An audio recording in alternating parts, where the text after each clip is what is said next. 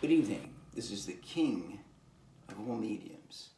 I'd like to welcome you to podcast number 43. And first of all, I'd like to thank Bernie Sanders for taking over for me yesterday. And tonight we will look at views. There was a shakeup in the views last night. There's some new top views, and they've ascended rather quickly. So we'll talk about them, and we'll go over 4 new finds. So I ordered this album. It's a long favorite of mine. One of the great albums of all time. I don't see how these critics are Michigan, if you're not from New York, it's crazy. How can they not think this is one of the greatest albums of all time? And most of them rated at three stars, and this to me is a 5-star album. And this is, of course, when Cream broke up. Eric Clapton and Steve Winwood got together, and this is only one time. It's called Blind Faith. And the story, of course, a lot of you probably don't know this, is that Eric Clapton wanted to get the hell away from really wanted to get away from Ginger Baker because he was nuts. And so somehow he found out, and I think the story was from Jack Bruce. And then he was forming a new band with Steve Winwood. So he drove over to Steve Winwood's house, and basically they couldn't tell him no, so he became the drummer. They also had in mind as the bassist Rick Gretsch. So they formed Blind Faith, and they've only made one album. It was most critics say it's a very promising album. To me, it was more than a promising album. It was a great album, and I can't see how you cannot give this a 5-star album. It was kind of weird though with the CD, is they gave credit to Steve Winwood playing bass, and I don't recall him playing bass. I know all about this album very well. And also they said Rick Gretsch played violin, but I do recall that Rick Gretsch played viola on one song. So let's go through the tracks. Had to Cry Today is a long jam. The first song at 8:48. Great song. Great song. Eric Clapton Goes to Work. If you like Eric Clapton, this album is for you. Okay, number 2, most people know, Can't Find My Way Home.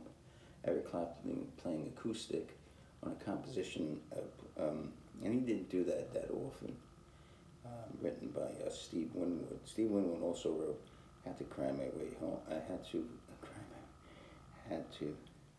had to find my way home. This is weird. Something's not right with this. Can't find my way home. Had to cry today. The king is a little loopy. Yeah, Had to Cry Today is the correct title. And it just says bass. I don't see him playing bass on this album, but maybe he did. But I know Rick Gretsch played viola, not violin. But anyway, so Had to Cry Today. First track. Can't Find My Way Home. Most people know it's a great song, covered often. Well Alright is the Buddy Holly cover, great song.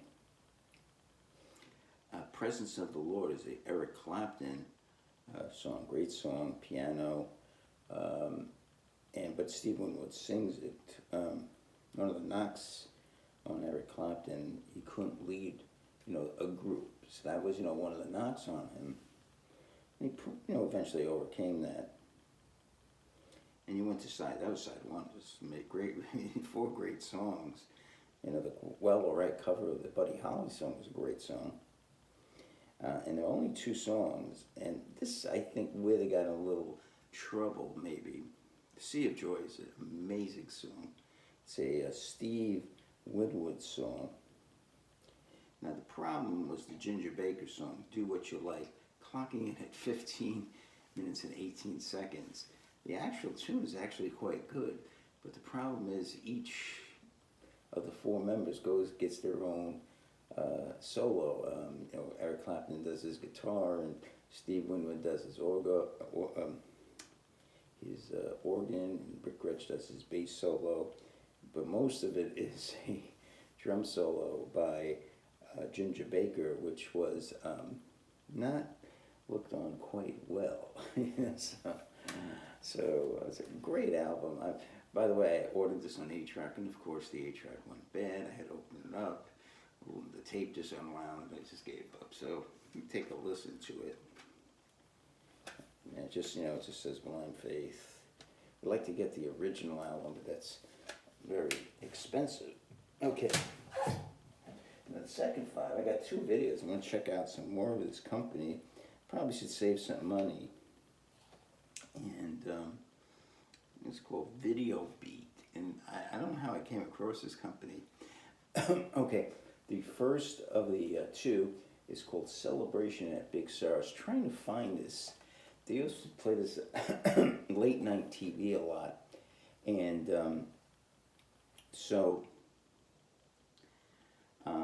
this happened in Big Sur, by the way, is a beautiful location overlooking the Pacific Ocean in California. A lot of rich, philosophers and physicists. It's home of the Esalen Institute.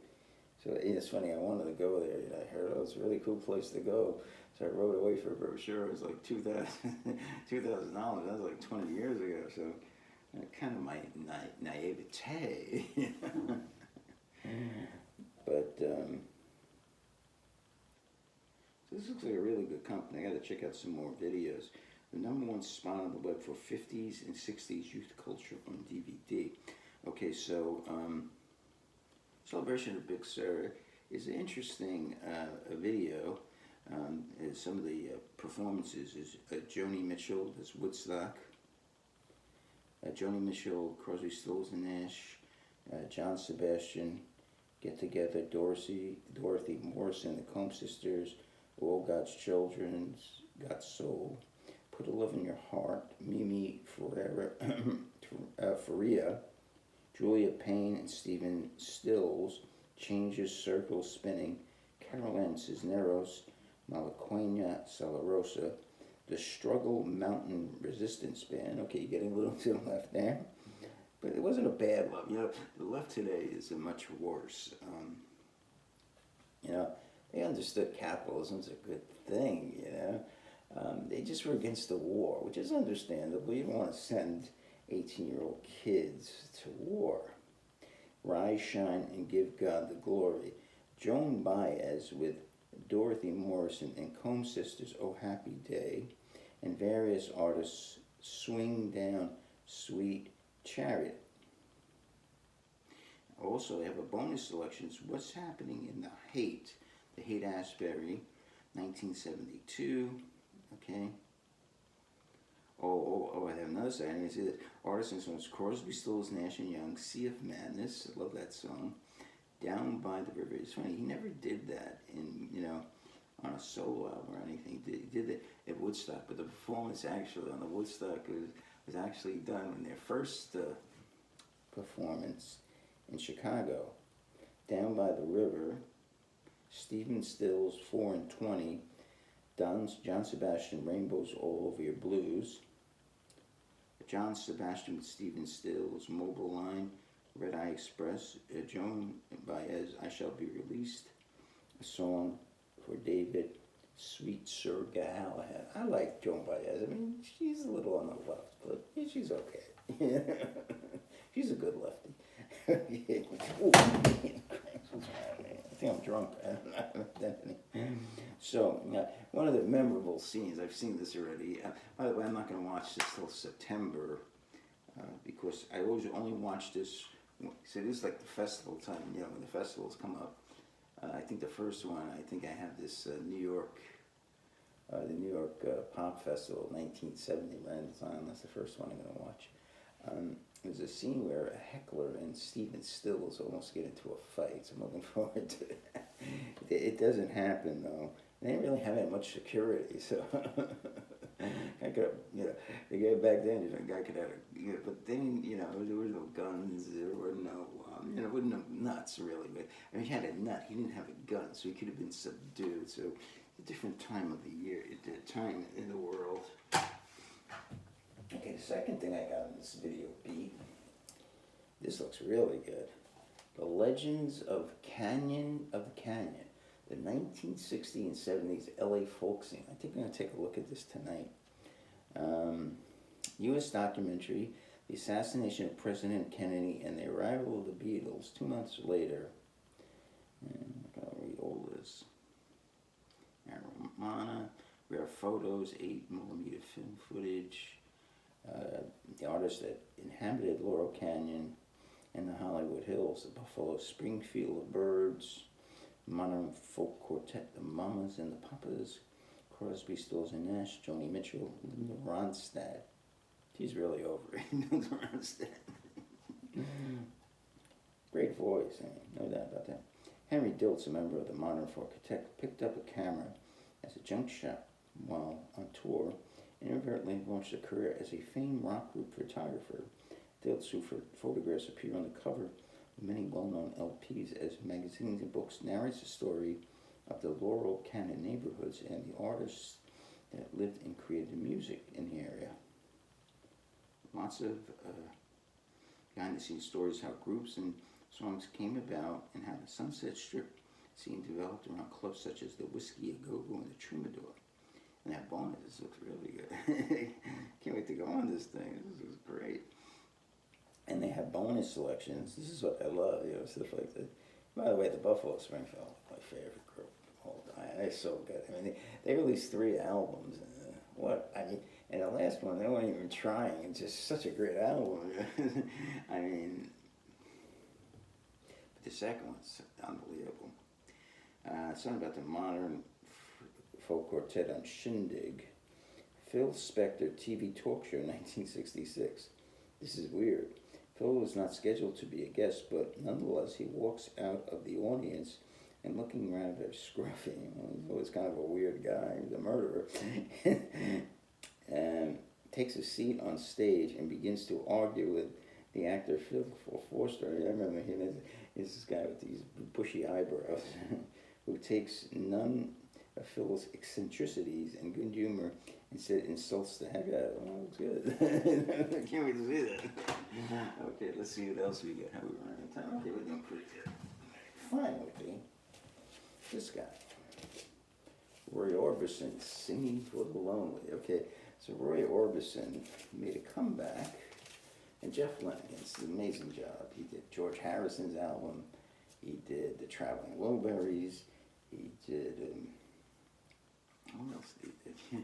Roy Orbison, who hadn't recorded since 1979, came out of seclusion, and Jeff Lynne miraculously created this really good album. You got a lot of guys together. Of course, he got U2, he got Tom Petty, but he really got the most out of Roy Orbison. And about a month later, unfortunately, Roy Orbison died of a heart attack, only at 52. Very tragic, and one of the great comebacks of all time. So it's a very, very sad story. So let me talk about what's on this album. Okay, the first track is a great track. You Got It, great song. In the Real World, another great song. All I Care You Do, Dreaming, it's okay. Love So Beautiful, that's a really good song. California Blue is one of my favorite songs of all time. I love that song. California Blue. Not to adjust it, of course, I can't say. That's just side one. Now, side two doesn't really match side one. It's 4. Like 1, 2.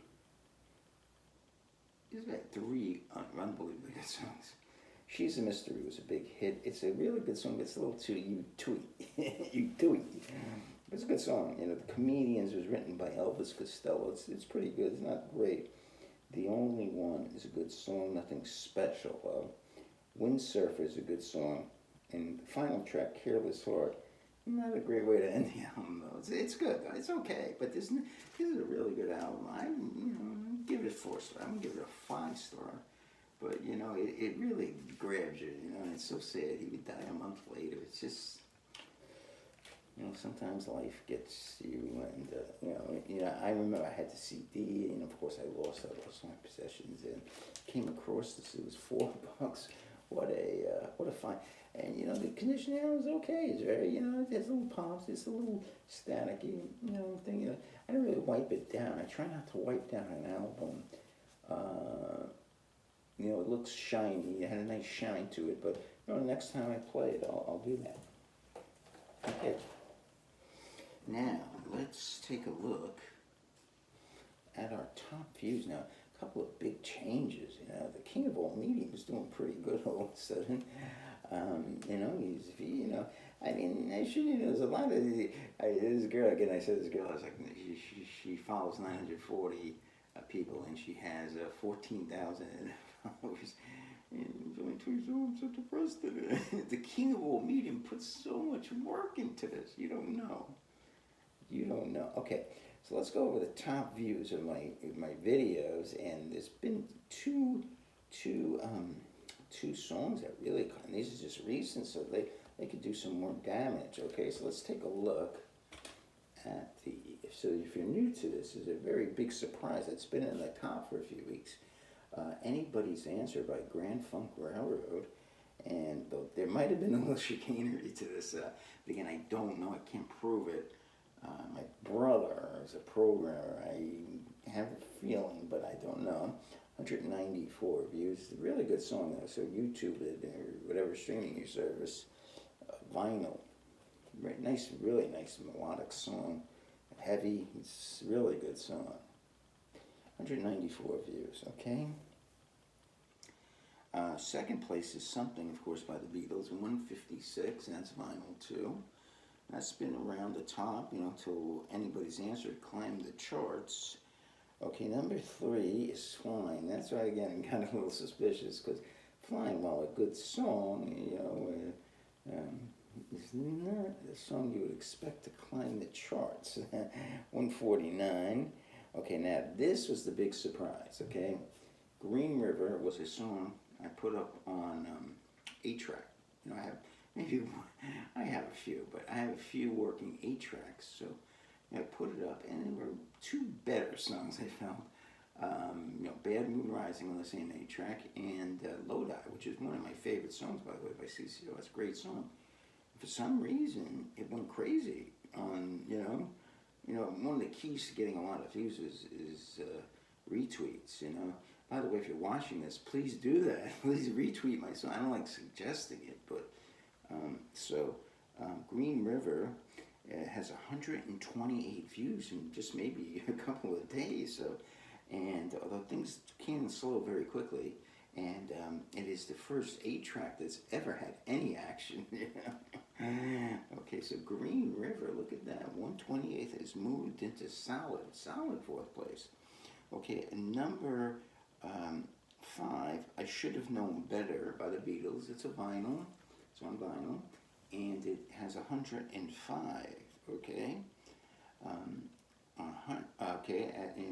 in 5th place, and 6th place, the George Harrison, Something Else, and what is that? 102. It's also on a record. Okay, I was surprised too. And again, I think my brother, I don't know about that. Yeah, I don't think he likes it. I mean, it's a great song, by the way. Again, any song can be found if you want.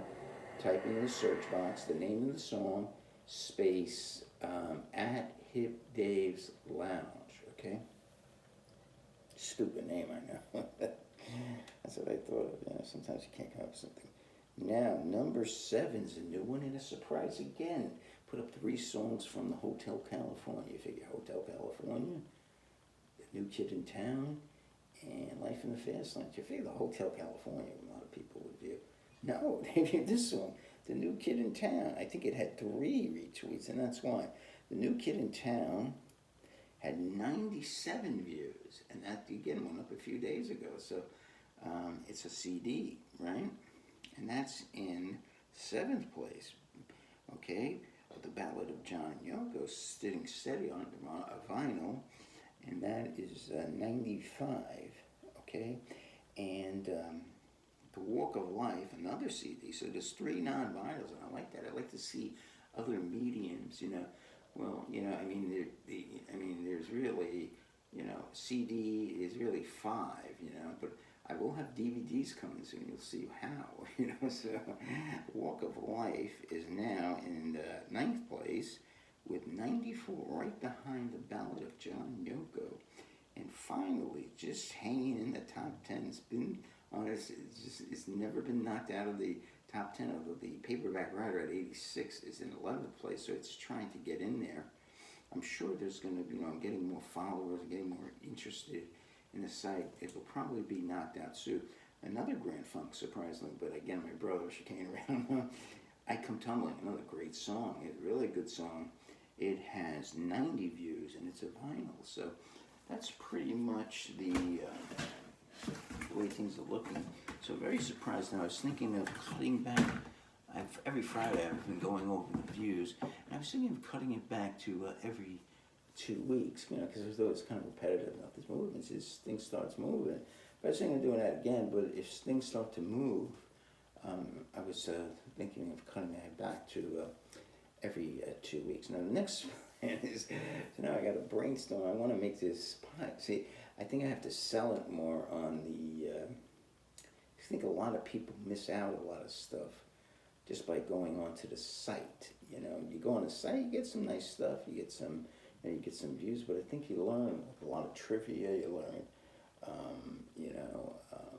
a lot of stuff. You see the kind of things I'm acquiring, and you might have questions, you might comment on certain things, so, you might call me a dick, I like that, whatever you want to say, you might not like, I just put I took a picture of my whiteboard of my overrated group. You might say, "Oh, I don't like that. I like Pink Floyd. Everyone loves this Grateful Dead." Fakakna group, crazy. I don't get it. Okay, they made a few good songs, I guess. They do a really good cover of Nothing. A lot of it's like the culture, you go to the concert, I get it, it's a hippie girl, and she doesn't smell too good, she got the long hair, it's like, you're going back to like 1976, that's gotta be, the music isn't it, because, Jerry Garcia's a halfway decent guitarist, but the rest of the band, they don't have a good, decent vocalist, in their prime, I'm talking, obviously they're not playing anymore, but it's obviously not their, musicianship. They're not that good at it, they're not exactly Steely Dan and their sort of session musicians. They're not talking that level of musicianship. So we know that, so, a lot of things are marked, like Kiss is, another of the overrated bands, we obviously know it's not there. They're not great musicians. Kiss, you're never gonna put Gene Simmons as a session man, or whoever Ace Frehley is as a session man. So obviously it's the theatrics of them, because it has very little to do with how good they are as musicians. It's just. Writing, even you could say, okay, maybe they could write songs. Like, for instance, Grand Funk, who were great musicians, but they wrote some great songs. At least Kiss, you could say, they wrote some great songs. I'm trying to think of one. Dr. Love. They call me Dr. Love. It's a horrible song. That's one of their best songs, Dr. Love. Something in Two Cities. So these are the overrated groups. Now, one thing I'm probably gonna, when something else comes up tomorrow, I'm gonna probably have my top underrated groups. So that should cause some interesting, people coming up with, and they'll probably come up with some groups I never heard of, Because let me tell you what's gonna be for the weekend. So Vinyl Weekend, we're gonna have the two groups. And some of you, like I said, a poor man's Led Zeppelin, but it's not, a lot of people say about Grand Funk, it's not going to be Grand Funk, it's going to be another group. If I give you one of the members of it, it'll give it away too much. So just say it's a poor man's Led Zeppelin. And I only thought they had a couple of good songs, but I got one of their greatest hits package. I was amazed how good this group was. I was like, wow. I think they're better than Led Zeppelin, to tell you the truth. saying that would be too controversial, you know. The Hammers of God, you know, whatever, you know, because everyone has to have one group with us. No one can criticize them, you know. They are so good. I never knew how good this group was. The second album, especially. And the second day is it's a singer-songwriter, and this is his third solo album, and I think this is his magnum opus. Everything after that is kind of downhill, but he's pretty good downhill. The downhill wasn't bad, but I still think, you know, this is a great, great album. It's just, there's a few songs that are some of the best songs ever written, you know, by singer-songwriter. It's just terrific. Okay, so this is, what's today? April 9th, 2021. This is the king of all mediums, and I hope you have a great day, and we'll see you tomorrow for another podcast, podcast 44, and also we'll have 3 vinyls from the poor man's Led Zeppelin, okay? So have a wonderful